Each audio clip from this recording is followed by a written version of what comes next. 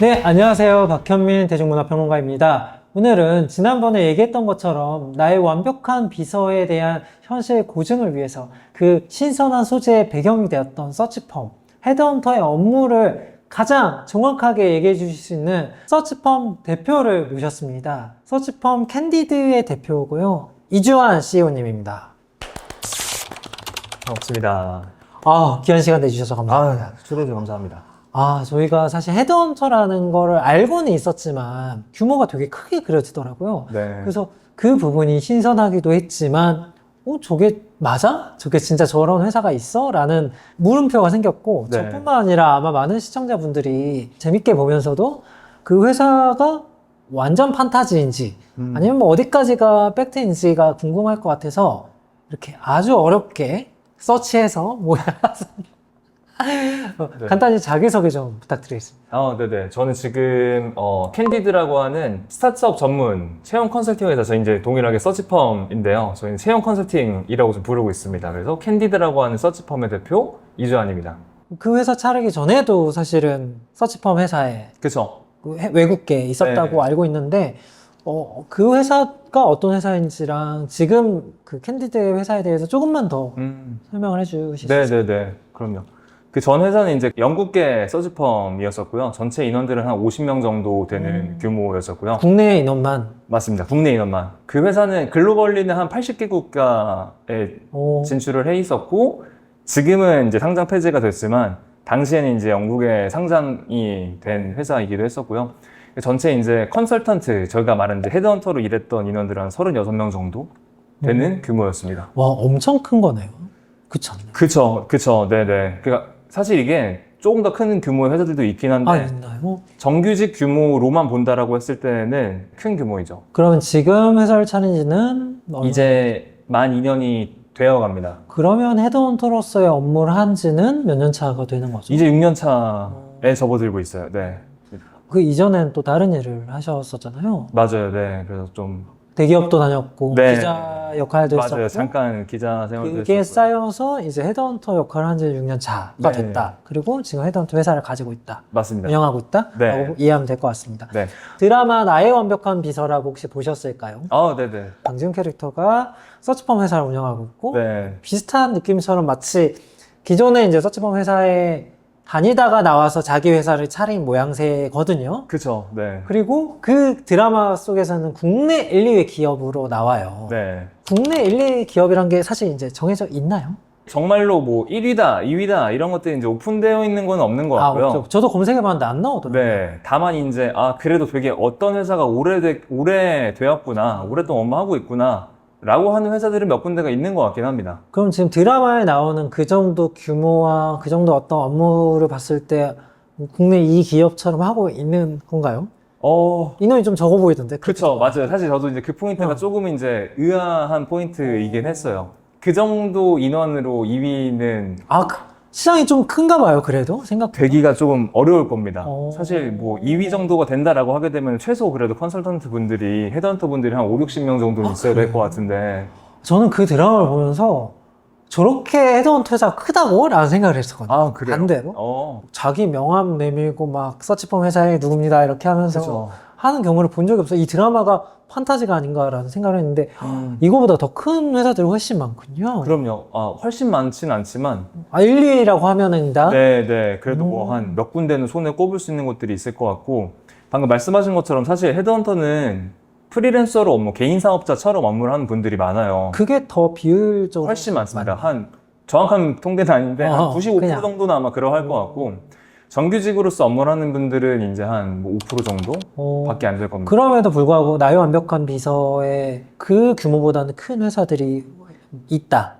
그럼요. 많다. 네네네. 그럼요. 많죠. 비정규직, 그러니까 프리랜서 조직으로 만들어진 회사들도 전체 인원 규모는 더 큰 조직이 있습니다. 저희야 이제 헤드헌터에 대한 이해도를 가지고 얘기를 하고 있지만 헤드헌터 자체 업무가 사실 명확하게 이렇게 규정되어 있는 걸 모르는 사람들도 있어서 네. 그럼 우리가 이제 흔히 이제 헤드헌터라고 말하는 업무를 어떤 일을 하는지 네. 그리고 그러면 그게 일반 채용과 헤드헌터로 이제 통해서 하는 취업 업무과 어떤 차이가 있는지를 좀 설명을 부탁드릴게요. 네. 우선은 헤드헌터가 하는 업무는 정확하게는 이제 고객사가 저희에게 이제 의뢰를 주시죠. 혹은 저희가 이제 가서 이제 채용 도움 드리겠습니다라고 이야기를 드려서 그 회사에서 가지고 있는 채용의 어려움을 겪고 있는 포지션을 받습니다.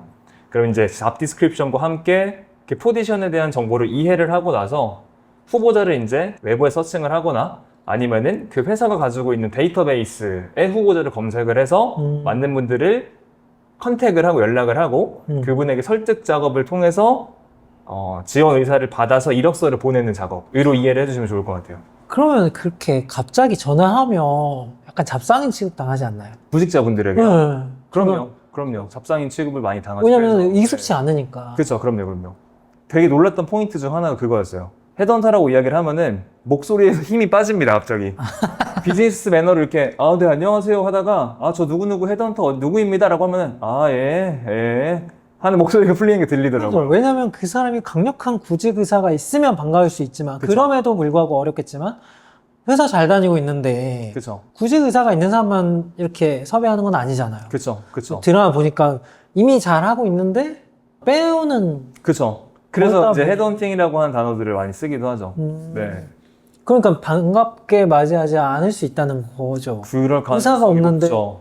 네. 왜 나한테 전화를 했지라는 네. 생각이 들 수 있으니까. 근데 사실 생각보다 반갑게 맞아주는 분들도 많이 계세요. 왜냐면은 그 연락을 했던 이유가 너가 괜찮은 사람이기 때문에 연락했다라는 가정이 있으니까 앞에 받았을 때 무조건 기분을 나빠하시거나 하지는 않습니다. 나의 완벽한 비서가 나오고 그 드라마를 전후해서 상황들이 많이 체감할 정도로 바뀌었나요? 막 체감을 엄청 강하게 할 수 있다 정도는 모르겠는데 확실히 되게 좋게 나온 것 같아요. 되게 잘 나온 것 같고 제 주변 지인들도 방금 말씀해 주신 거랑 되게 비슷한 이야기를 많이 해주셨어요. 몰랐었는데 되게 멋진 직업인 걸 이제 알았다. 고맙다. 그런 말, 그 나의 완벽한 비서 안 보셨나요? 거기 나온 사람이 점심. 그러니까 그런 역할을 하는데. 그렇게는 이제 얘기 아직 안 하지만. 좀 더 유명해져야겠네요, 이 드라마가. 네. 헤드헌터 시장에서 뭐 핫한 직군 같은 게 따로 있나요? 요즘 개발자를 많이 뽑아. 네. 요즘 뭐 디자이너를 많이 뽑아. 뭐 이런 게 뭐 약간 유행하는 트렌디한, 아니면 많이 원하는 그런 시기마다 네. 그런 게 있을까요? 제가 속해 있는 이제 그 IT, 개발, 무슨 프로덕트를 이제 만들어 나가는 회사들에서는 그 예전과 비슷하게 계속해서 이제 엔지니어 분들이 그렇죠. 네. 각광을 많이 받고 있는 상황이고. 기술을 배웠어야 됐어. 네. 그리고 또 이제 AI라고 하는 키워드가 또 많이 나오잖아요. 그쵸. 그와 연관된 AI 엔지니어들. 전문가. 네. AI 엔지니어. 뭘 해도 엔지니어. 개발자들이네요. 네, 맞습니다. 저희 문과생들은 어디 별로 안 좋아하나요? 네, 문과생들은 열심히 본인 살 길을 찾으셔야 합니다, 또. 그러면 일단 모신 이유가 드라마 나의 완벽한 비서 때문이었으니까. 네. 이거는 진짜 누가 자문을 했나 보다 싶을 정도로 검증이 된 게 있을 테고, 네. 저거 완전한 판타지다라는 게 본인의 직종이다 보니까 그게 유독 보였을 것 같아요. 네. 좀 그런 부분을 좀 이렇게 얘기를 해주실 수 있을까요? 이게 지금 이야기 해주셔서 생각난 건데, 네. 제가 한 2, 3년 전에 전 회사 다닐 때, 그 헤드헌터 모임에 나간 적이 있어요, 한번. 헤드헌터 모임도 있군요. 네, 저도 원래 그런 것들을 몰랐었는데, 이제 창업을 준비하면서, 네. 나가서 이제 좀 동향들을 들어보려고 했었는데, 그때 마침 나의 완벽한 비서 작가님이 거기 취재차 오신 거예요. 그 여러 가지 뭐 헤드헌터들은 어떻게 업무하시나요? 이런 것들 되게 디테일하게 물어보셔서, 모두가 합심해서 잘 그려줬으면 좋겠다라고 하는 마음에 막 엄청 좋은 이야기를 해줬었거든요. 근데 사실 뭐 많은 분들이 기대를 그렇게 하진 않았었던 것 같아요. 그분들이 이제 느끼는 인식이 엄청 좋지는 않다 보니까. 근데 우선 전반적으로는 사실 이제 되게 헤드헌터의 멋진 모습들을 잘 그려줬다라는 좀 생각은 우선 있습니다. 뻔한 질문일 수 있지만 생판 모르는 사람을 찾아가서 설득해서 캐스팅을 하는 과정이다 보니까 비주얼적인 측면이 어느 정도 뭐 100%는 아니더라도 영향을 끼친다고 생각하거든요. 업계 한지민 씨와 애정 배우 같은 분들이 좀 있나요? 업계에서는 사실 찾아보기 어렵다라고 그냥 생각하시면 더 좋을 것 같고요. 왜냐면 아까 말씀드린 것처럼 95%가 비정규직 분들이신데 이거 너무 현실적인 얘기인데? 그런 거 현실적인 얘기 해줘야죠. 네네. 이게 이제 대부분 이제 헤드헌터로서 그 직업을 시작을 하는 분들 많이 안 계시고 직무를 변경하는 분들이 많이 계세요. 근데 그분들은 대부분 어떤 분들이냐면은 인사팀 출신. 인사팀 출신 분들도 많이 계시긴 합니다. 근데 그런 분들보다도 그냥 어떤 랜덤한 직무에서 업무를 하다가 은퇴하신 분들이 많이 넘어오세요. 인맥이 많으신 분들. 예. 그래서 소위 이제 뭐 나 좀 이제 대기업에서 이렇게 다녀서 사람들도 많이 알고 있는데 이 좀 안 좋은 표현인데 치킨 창업할래 아니면은 헤드헌터 할래? 아, 그 정도 느낌으로? 네, 그런 느낌으로 하는 분들이 예전에 많이 계셨어요. 그래서 지금 사실 그 전에 이제 인식이 그렇게 좋지만은 않았던 부분이었었고, 그렇네요. 그러다 보니까 나이가 좀 이제 있으신 분들이 많으셔서 그러한 비주얼을 가지고 계신 분들이 없을 가능성이 좀 높긴 하죠. 좀 더 연령대가 상대적으로 높았다라고 네. 이해를 하면 되겠군요. 그 전 회사에 있을 때 되게 좋은 예시가 딱 두 개가 있었거든요. 한 분이 이제 다른 팀이었었는데 여성분이 되게 이쁜 여성분이셨고, 나이도 젊으셨어요. 20대로 알고 있어요. 그리고 이제 저희 팀의 한 분은 그 모델 출신이셨어요. 남성분인데 엄청 잘생기고 몸도 좋고, 근데 그분들의 실적이 다 좋았습니다. 그리고 무엇보다도 만나자라고 요청을 했을 때 수락하는 확률도 되게 많이 높았었고. 카톡에 푸사를 넣어놨죠. 그쵸, 네. 그리고 지원을 하실래요? 나와 같이 지원을 하실래요? 라고 이야기를 했을 때 지원하는 비율도 높았던 것 같아요, 상대적으로. 100% 연결이라고 할 수는 없지만 어느 정도 영향을 끼칠 수는 있죠. 왜냐면 사람을 그럼요. 대면하는 직업이다 보니까. 그럼요, 네네. 제일 궁금했던 게 하나가 지금 후반부에 오면은 엄청 대형 기업의 대표이사 자리를 놓고 이제 임원 네. 자리를 놓고 1, 2기업을 비딩을 붙이거든요. 네. 그러니까 우리한테 적합한 사람을 해요. 그럼 내가 나머지 일 맡길게요. 이게 나는 되게 충격적이었거든요. 못하면 영원인 거잖아요, 말하자면. 이게 가능한 일인가요? 헤드헌터는 우리나라에서 특히 헤드헌터는 대부분이 전부 다 먼저 받는 선수금이 없습니다. 해외는 있나요? 해외는 일반적인 부분으로 있긴 하죠. 국내는 대부분 없다. 네. 그러면 성사, 메이드가 돼야 받는 돈이네요. 그쵸. 네. 그래서 이제 그런 측면으로 봤을 때는 충분히, 네. 아, 비딩을 이렇게 하기도 한다고요? 그럼요. 그 보통 한 포지션을 오픈을 했을 때 한 회사에만 맡기는 게 아니라 아, 정말 많은 회사에 다 같이 맡깁니다. 그냥 일상이 비딩이네요? 그쵸? 네. 그래서 지금 이 포지션에 누가 어떤 사람이 어떤 회사에 담당을 하고 있나를 인지를 하고 있는 것도 사실 그렇게 크게 중요하진 않은 것 같아요. 근데 이 두 개의 회사가 생각하는 인재가 한 명일 수 있잖아요. 사실 현실적으로는 한 명을 타겟팅하기는 분명히 좀 어려울 거고요. 왜냐면 그 사람이 오고 싶지 않습니다라고 했을 때는 그 채용은 무조건 실패할 수밖에 없는 거니까. 그렇죠. 근데 그 사람이 아무리 억만금을 준다 하더라도 여러 가지 이유로 못 올 수도 있으니까 후보자 군이라고 말할 수 있는 것들이 지정될 수 있는 정도의 범위를 좀 규정을 하긴 합니다. 그럼 궁금한 게 한 명 자리야. 한 몇 배수 정도의 후보군을 좀 준비하거나 마련하나요? 그러니까 헤드헌터가 보내는 이력서뿐만 아니라 그 모든 이력서를 다 계산한다고 했을 때 가정 그 좋은 회사에서 채용을 한다라고 가정을 하게 되면은 그래도 최근 들어선 그래도 못해도 50대 1 정도 50대 1? 네, 최소. 아, 그럼 뭐 헤드헌터에 연락을 받고 뭐 이력서가 넘어갔다고 한들 될 확률이 막 엄청 높지는 않겠네요. 높지 않죠. 그래서 잘하는 헤드헌터를 만나는 게 중요하죠. 잘하는 헤드헌터일수록 그 사람이 적합하다라는 가정들이 있었기 때문에 연락했을 가능성이 근데 높죠. 잘하는 헤드헌터라는 거 어떻게 알아요? 일반 그 사람, 구직자들이. 그래서 이제 어려운 거죠. 너무 이 어려운 시장이 되게 어렵습니다. 그래서. 왜냐면 제가 회사를 그만두고 옮길 즈음에 헤드헌터즈 연락을 진짜 많이 받았거든요. 네. 근데 정말 적합한 업무를 물어봤냐? 그게 아니었어요. 아니 갑자기 저한테 뭐 웹툰 기획자나 뭐 웹툰 뭐 운영진 뭐 이런 걸 제안하는 거예요. 기자 출신인데 난 엔터 쪽에 강점이 있는데 적합하다는 거예요. 그러니까 이런 전화들이 많다 보니까 그냥 하나씩 그냥 찔러보나 보다 네. 라는 생각을 해서 좀 안 좋은 이미지가 좀 있었거든요. 그렇죠. 보시는 분들도 그렇고 그런 경험들을 가지고 있는 분들이 되게 많을 것 같고. 그렇죠. 네. 사실 그래서 이제 그런 것들이 이제 조금 고치고자 캔디드라고 하는 회사를 창업했습니다. 회사 갑자기 광고 PPL. 이 드라마에서 보면 VIP를 대할 때 보면은 굉장히 사적인 부분도 케어하고 막 이런 부분이 있었단 말이에요. 네. 어디까지 좀 뭔가 하느냐. 사실 이것도 정해진 게 전혀 없어요. 일을 잘한다라고 했을 때는 보통 남들이 안 하는 것들까지도 같이 하는 것들이 이제 아마 조금 더 일을 더 잘하고 내 영역을 확장시킬 수 있는 부분인 것 같은데 그 사적인 영역도 케어하는 거 충분히 있는 케이스이긴 합니다. 네. 근데 뭐 정해진 건 없지만 네. 왜냐면 까다롭고 이런 사람이 꽤 있을 것도 같고 네. 클라이언트도 그렇지만 그 후보자분도 네. 마찬가지죠. 나는 이 드라마를 보면서 너무 현실적으로 생각하자면 이 사람은 너무 좋아. 서치펌 사람 너무 좋지만 사실 이 클라이언트가 소위 말하는 개 같은 놈들일 수 있잖아. 그쵸. 근데 내가 이 사람을 나를 믿고 이 사람이 갔어. 네. 근데 여기에서 막 미치도록 너무 힘들어 할 수도 있는데 사실 보내고 나면 망고땡 아니에요? 아니 내가 이 사람 막 드라마 보면 진짜 내가 당신 보고 갈게요 하면서 막 진짜 막 감동의 사연들이 있는데 네. 사실 가고 나면 이제부터는 이 클라이언트사의 임원들이 정말 이상한 사람들일 수도 있는데 네. 그것까지 책임져 주지 못할 텐데 그쵸. 이렇게까지 설득시킬 수 있다고? 라는 약간 무책임하지 않나라는 생각을 했어요.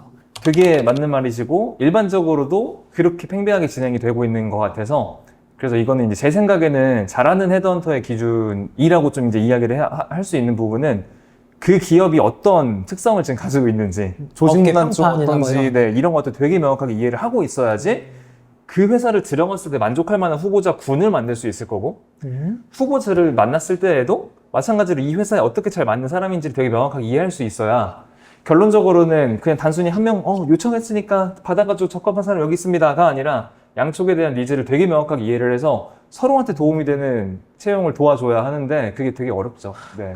이게 매칭이 성사된 이후에 뭐 예를 들면 AS 같은 게 있나요? 예를 들면 이 사람이 갑자기 예를 들면 클라이언트 입장에서 한 달 만에 그만둘 수도 있는 일이죠. 네. 뭐 그런 경우도 있고 사실 뭐 이력서가 거짓된 게 있다든지 네. 뭐 이제 드라마에서 나오긴 했지만 그리고 아니면 반대로 클라이언트가 정말 너무 악독한 거야. 내가 이 사람한테 들었던 거랑 너무 달라. 갔더니 막 야근을 밥 먹듯이 하고 집에 한 일주일 만에 들어가고 막 나한테 쌍욕 퍼붓고 이런 상사가 내 사수야. 전화해서 한탄할 거 아니에요. 그렇죠. 후보자분들에게는 뭐 제도적으로 만들어져 있는 그들과 우리가 계약을 쓴 건 아니기 때문에 계약을 안 써요? 후보자분과는 계약을 쓰지 않습니다. 아, 네. 이제 왜냐면 그쵸. 이제 금액을 받는 대상자가 클라이언트니까. 네, 회사이기 때문에 그래서 그분들에겐 도의적인 책임들이 분명히 있겠지만 회사 입장에서는 그게 이제 명확하게 규정이 되어 있습니다. 그래서 평균적으로는 보통 수습 기간은 3개월을 갖잖아요. 3개월 이내에 퇴사를 했다. 어떤 이유든 간에 그러면은 대체자를 추천을 해줍니다. 무료로. 무료로. 네. AS가 되네요. 그죠. 혹은 이제 그런 제도가 없다라고 하면은 계약서에 그 후보자 근무했던 날수를 일할 계산해서 환불을 해드리는 조항도 있어요. 또 디테일한 부분들이 있네요. 네. 그러면 하나 더 궁금한 게 이 드라마에서 보면 저는 이제 아마 모든 시청자들이 그러겠지만 드라마로 배웠단 말이에요. 우리가 네. 이전에 한 번 이직을 시켜줬어. 네. 근데 이 사람하고 친하게 지내. 네. 그리고 이 사람의 다음 이직까지 봐주더라고. 이 과장님이랑. 그쵸. 이런 경우가 있나요? 한 번 고객이었던 어떤 사람의 그럼요. 너무 많죠. 후보자가 클라이언트가 되기도 하나요, 혹시? 그럼요. 그래요? 그럼요. 회사 클라이언트가 있고 후보자가 클라이언트면 돈은 어떻게 받아요? 이제 그 후보자가 그 회사를 들어가서 이제 되게 중요한 임무를 맡게 되고 그 사람이 그 회사에 이제 채용을 의뢰를 하게 되면은 회사 대 이제 저로 계약을 하게 되는 거죠. 그 후보자가. 후보자는 돈을 따로 내는 건 아니고 그쵸. 요청을 할 수는 있으나 내가 그쵸. 요즘에 프리랜서 내가 이제 FA로 나와라는 후보자가 다시 이제 이직하기를 희망할 때. 그럴 때는 이제 돈을 받지 않고 도움을 드리죠. 동일한 후보자의 그걸 자격을. 원하는 어떤 클라이언트사가 있는지 그쵸. 서치한 다음에 매칭을 시켜주는 네네. 아니 그렇게 인연을 맺고 있는 게 드라마에 나오는데 신기하더라고요.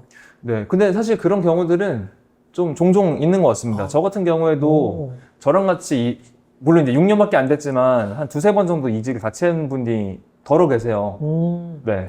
왜냐면 한 번이 어렵지. 한 번 서치폼 통해서 했는데 헤드헌터 통해서 했는데 만족스러워. 네. 그럼 다음에 이직할 때 당연히 물어볼 것 같거든요. 그쵸. 네. 익숙하진 않더라도. 네. 자연스럽게 연락을 주시는 것 같습니다. 민감한 부분일 수도 있는데 그냥 채용된 거랑 통해서 채용된 거랑 후보자들이 받는 연봉의 액수가 차이가 날 수 있을까? 왜냐면 여기다 줘야 되는 돈이 있다 보니까. 그렇게 오해를 많이 하시거든요. 그럴 것 같아서. 전혀 그렇지 않습니다. 100%알 수는 없지만 네. 그런 건 아니다인 거죠. 그러기가 사실 어렵죠. 왜냐면은 보통 이제 이직을 한다고 했을 때 후보자가 본인이 원하는 연봉을 회사에다 요청을 하잖아요. 그 금액을 기준으로 이제 협상을 하게 되는데, 저희를 쓴다라고 해서 그 기준보다 훨씬 더 떨어뜨린 금액으로 제안을 한다라고 하면은 그 회사에서 원하는 후보자가 입사를 하지 않을 가능성이 훨씬 더 높죠. 오케이. 그래서 그 내용들은 분리가 되는 게 좀 많습니다. 이해됐습니다. 제가 이제 낭설로 이제 들었을 때는 헤드헌터가 하나를 매칭을 성공시키면 이 매칭 성공시킨 사람의 연봉의 뭐 한 40%를 받는다더라. 그러면 연봉이 만약에 1억이면 한 건만 성사시키면 4천만 원을 받는다더라. 이런 얘기들을 좀 이제 주워 들었거든요. 네. 그 수익 구조가 좀 궁금하긴 해요. 네. 어쨌든 수수료 클라이언트가 연봉 대비해서 어쨌건 비용을 책정할 거 아니에요. 그쵸. 통상적으로 이 업계에서 많이 하는 뭐 퍼센테이지? 연봉 대비로 맞는 건 맞죠? 네, 맞습니다. 그 평균적으로는 물론 이제 업계마다 조금씩 다르긴 하겠지만 통상적으로는 20%에서 30%를 받습니다. 후보자 20%? 연봉에. 연봉에? 네. 그럼 완전 허황된 얘기는 아니었군요. 제가 들은 그쵸. 게. 다만 이제 조금 달라지는 부분들은 프리랜서로 회사에 소속된 프리랜서로서 업무를 하느냐? 아까 말했던 비정규직처럼. 네. 정규직 회사에 정규직으로 업무를 하느냐, 정규 헤드헌터로 업무를 하느냐에 따라서 차이가 조금 있을 것 같긴 한데요. 받는 퍼센테이지가. 맞습니다. 그래서 결국에는 이제 그 전체, 예를 들어 후보자 연봉 1억 원인데 뭐 20%였다. 그러면 이제 수수료 2천만 원이겠죠. 이 2천만 원은 회사가 가져가는 비용일 테고, 이 회사에서는 이 헤드헌터 분들에게 정해진 비율의 인센티브를 드리겠죠, 거기서. 그래서 비정규직 분들 같은 경우에는 이것도 뭐 정해진 건 없는 걸로 생각합니다. 한 50%에서 70% 정도를 그럴 수 받아가는 있겠네요. 걸로 왜냐면 알고 따로 이 회사에서 월급을 받지 그쵸. 않으니까. 네. 그리고 정규직 같은 경우에는 그냥 일반 회사라고 생각해 주시면 됩니다. 직급들도 다 있고요. 월급도 받고 월급도 있고. 일한 성과에 따라서 인센티브가 지급이 된다. 맞습니다. 보통 이제 건당으로 지급을 하지는 않고 분기별 인센티브를 측정을 해서 주는 걸로 많이 알고 있어요. 그 드라마에서 이제 한 건도 성사시키지 못한 어떤 사람이 나오거든요. 긴 시간 동안. 그러면 이제 월급만으로 생활을 해야 되는 거잖아요. 그렇죠. 그럼 그 정규직의 연봉은 그래도 일반 비슷한 규모의 회사보다 낮겠네요. 왜냐면 인센이 이렇게 크니까. 근데 그것도 정규직 케바케? 마다 좀 다릅니다. 어떤 회사는 방금 말씀하신 것처럼 고정적으로 받는 금액이 연에 한 1,500만 원, 2천만 원 으로 측정을 하는 곳들도 있고 그런 곳들의 인센티브 구조가 50에서 70%는 아니겠지만 그래도 조금 이제 괜찮은 구조로 나오겠죠. 어느 정도 될지 모르겠지만 저희 회사 같은 경우에는 기본급 자체가 되게 높은 구조이기도 하거든요. 그래서 달이 있나요? 네.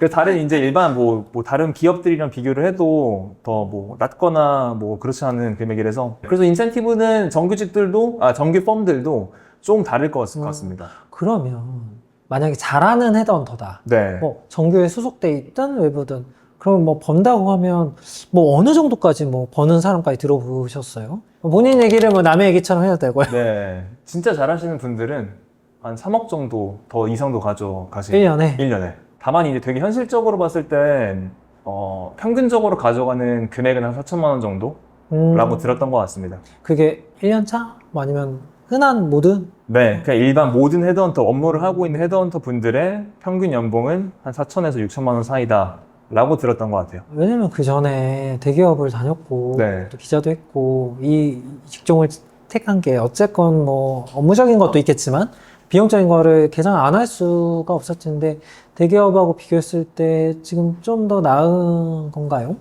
아, 제 삶이요? 그럼요. 네, 대기업. 왜 옮겼어요? 네. 이 얘기는 길어지나요? 길어질 수 있을 것 같아요. 되게 짧게만 이야기 드리면은 그냥 제가 이직을 좀 잘했어요. 취업도 잘했거든요. 네. 그 대기업들 원서 넣으면은 거의 다 붙어서 골라갈 정도였고. 이력서 프리패스상. 네, 이력서를 약간. 좀 잘 썼습니다. 그래서 주변 친구들도 잘 도와주다 보니까 이거 내가 되게 잘하네? 이걸로 그냥 먹고 살아야겠다. 라고 해서 좀 이제 넘어왔죠. 잘하는 것 같아서. 네. 잘하는 것 같은데 돈도 되는 것 같아서. 그리고 제가 그 과정을 되게 즐겼어요. 되게 좋아했어요. 뭐 어쨌건 지금은 자기 회사를 가지고 있는 네. 엄청 대단한 분이 되는 아닙니다. 거니까 네. 되게 멋있네요. 네. 뭐 혹시 또 유감독님은 궁금한 건 딱 두 가지. 네, 질문을 물어보세요. 하면요. 아까 정규직, 비정규직 있잖아요. 네. 근데 프리랜서가 많다고 했잖아요. 근데 네. 프리랜서가 굳이 회사에 소속이 돼서 할 필요가 있을까? 왜냐면 개인이면은 그냥 내가 그냥 집에서 하면 되지 않을까? 그러니까 저의 입장에서는 네. 왜 굳이 회사에 수주를 주면서까지 이 회사에 프리랜서로 들어가는 것인가 하나. 네. 그리고 이제 보통 인터넷에서 보는 원티드 네. 이런 게 다 따지면 헤드헌터라는 개념인 건가? 첫 번째 질문이 왜 비정규직 분들은 수수료율이 여기가 더 높은데 굳이 정규직을 들어가느냐인 것 같은데 혼자 해도 괜찮은데 이제 기업 입장에서 한번 생각해 보면은 기업은 사실 이제 그래도 좀 중요한 의사결정권을 가지고 있고 중요하게 생각할 거고 계약서를 작성을 해서 업무를 해야 되잖아요. 근데 아무도 모르는 랜덤한 사람이랑 계약을 할 가능성이 되게 많이 적습니다. 그래서 그 기업을 보통은 이제 검색을 해서 그럼 어떤 회사한테 연락을 하지? 라고 했을 때에도 갑자기 전화 와서 저 1인으로 일하고 있는 사람인데 저를 한번 믿어보세요 라고 하면 아마 계약을 안 하실 텐데 검색해보니까 그래도 회사가 등록이 돼 있네? 여기 일하고 있는 사람들이 얼마나 있네? 프로그램 레코드가 이렇게 많네? 라고 하게 됐을 때 그 회사와 계약을 하게 될 가능성이 높죠. 그래서 그 시장에서 만약에 인지도를 되게 강하게 가지고 있으면 말씀하신 것처럼 그 내용이 워킹할 수도 있겠지만 그런 내용들이 좀 부족하다 보니까 그런 이제 인지도를 같이 활용을 하기 위해서 들어가는 경우들이 많고요. 첫 번째로는. 두 번째로는 사실 헤드헌팅 업무가 체계적으로 정리를 하면은 되게 여러 가지 소프트웨어들도 필요해요. 뭐 예를 들어 요새 많이 말하는 이제 ATS 서비스 같은 부분들도 헤드헌팅 용어로도 되게 많이 있는데 그 내용들을 혼자 쓰기에는 비용이 너무 비쌉니다. 그래서 기업에서 그 소프트웨어를 구축을 해놓고 모두가 같이 쓰는 거죠. 데이터베이스도 저장을 했을 때에도 검색하는데 우리 회사만의 데이터베이스를 검색하는 기능들이 필요할 텐데 이거를 구축하기 혼자 힘드니까 조금 더 본인에게 어떻게 하면 내가 더 시간을 효율적으로 사용할 수 있을까? 어떤 것들은 내가 업무를 안 하고 회사로부터 받을 수 있을까에 대한 것들을 고민을 하다 보면서 좀 이제 그렇게 넘어오는 경우들이 많은 것 같습니다. 그리고 원티드는 그 헤드헌터 회사예요? 같은 그런 사이트가 헤드헌터라고 생각을 하면 될까요? 서치펌 아니에요. 아니죠. 네, 원티드는 채용 플랫폼입니다. 거기에 제가 등록을 하면은 이메일이 오잖아요. 네. 이런 회사가 있는데 너 해봐 라고 이메일이 오는데 따지고 그게 헤드헌터랑은 다른 게 뭔가요?